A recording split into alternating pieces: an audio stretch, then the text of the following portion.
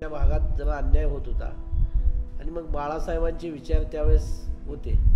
आमचे भागात शिवसेनेची शाखा काढली, त्यावेळेला मला शाखा प्रमुख केलं आणि मग त्या भागातल्या अनेक समस्या, झोपडपट्टी होती, त्या झोपडपट्टीतल्या समस्या सोडवण्यात ते एक छंदच निर्माण झाला. बाळासाहेबांचे विचार की केव्हा कोणाला भ्यायचं नाही आणि त्या पद्धतीनं आम्ही निघालो.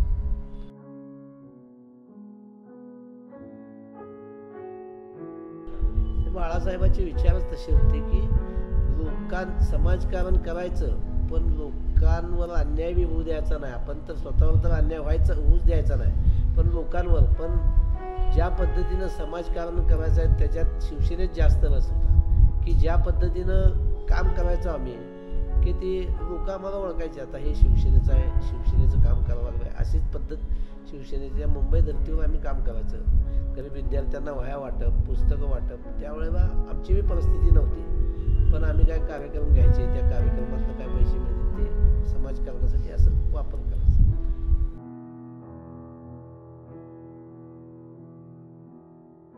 उद्धव साहेब मुख्यमंत्री झाले त्यावेळेस ज्या लोकांसंग आम्ही भांडणं केली, एवढ्या मोठ्या केसेस झाल्या आमच्यावर, आणि त्या लोकांच्या मांडीला मांडी लावून बसायचं हे आम्हाला कदापि वाटलं आणि कुठल्याच शिवसैनिकाला पटलेलं नाही.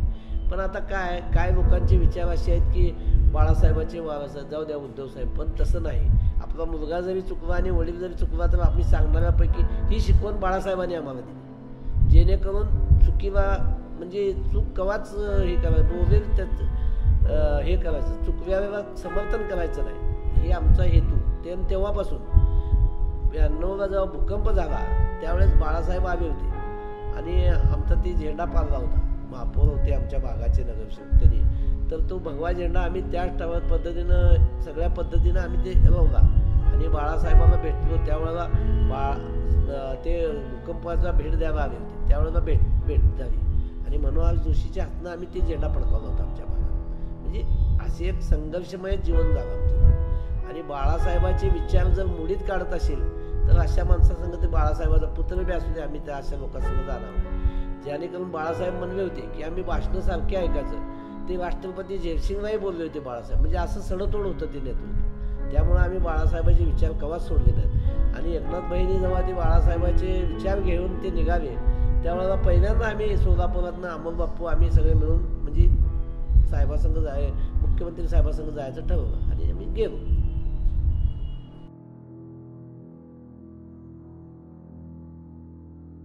शिंदे साहेबांची उल्लेखनीय कामगिरी म्हणजे आज जो मराठा समाज उठला आहे की जेणेकरून आज आशा आहे, लोकात अपेक्षा नाही आशा आहे पूर्ण 100% की आपल्याला आरक्षण मिळेल, हा एक मोठा महत्त्वाचा मुद्दा आहे.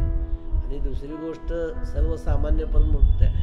आजच एखादा फोन आला होता मला की माझा मुलगा हॉस्पिटलमध्ये आहे आणि त्यांना तो मुख्यमंत्री निधीतून सहाय्यता निधीत माझी परिस्थिती नाही, तर त्याच्या वेगळीच आम्ही कागदपत्र ही द्यायला लावू. म्हणजे हे अशा गोष्टी आहेत की सर्वसामान्यांच्या मनात आज शिंदेसाहेबाबद्दल विचार आहेत आणि आपल्याला मदतीला धावून येणारा म्हणून मुख्यमंत्री अशी त्यांची एक नोंद आहे.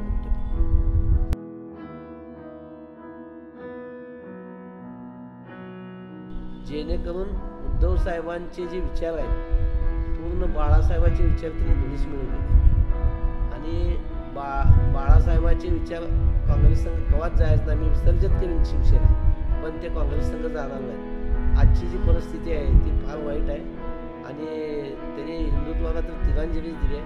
अनेक आज जरी उद्धव साहेबांच्या गटात ते काय शिवसैनिक असतील ते आजही नाराज आहेत आणि त्यांना ते पटत नाही, पण ते हळूहळू पूर्ण शिंदे साहेबांना सरकतील असा विचार आहे.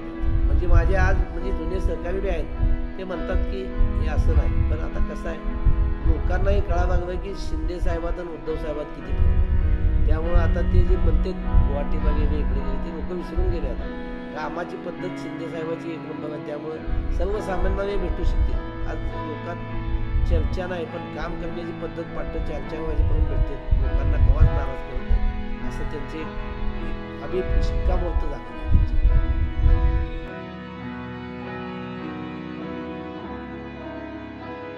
शिवसेनेचे 21 नगरसेवक आणि त्या 21 नगरसेवकांच्या पक्षाचा सभापती होतोय म्हणल्यावर त्याचं ती स्टँडिंग कमिटीचा सभापती होतो, तर त्याबद्दल त्यांनी एक सेकंदाचा विलंब न करता त्या सभापतीच्या आपल्या ह्या होतं म्हणजे त्याला हे केलं होतं त्यांनी, म्हणजे भाजप संघ आपली तडजोड झाली नव्हती, तर भाजपला पूर्ण हे करण्यासाठी त्यांनी लगेचच हे केलं होतं. आणि अशा अनेक गोष्टी आहेत की आज मी वर्षा बंगल्यावर 10 वेळा गेलो आहे शिवसेना उपजिल्हा प्रमुख. तसं उद्धव साहेबाच्या इथं एकदाही म्हणजे भेटलेच नाही. मी 100 पत्र पाठवले होते उद्धव साहेबांना अशा तशा कामाने, आवाज नाही. मुख्यमंत्री मनोहर जोशी होते, मी पत्र पाठवलं होतं, ते आमच्या पाईपलाईन अडवली, ते आमदार खंदारे पहिल्यांदा आमदार झाले, तर त्यावेळेला 4 दिवसात ते पत्र आयुक्तवान मला आलं होतं आणि ते आमचं काम चालू झालं. तसे 100 पत्र उद्धव साहेबांना पाठवलं, त्याचं साधा उत्तरही आलेलं नाही.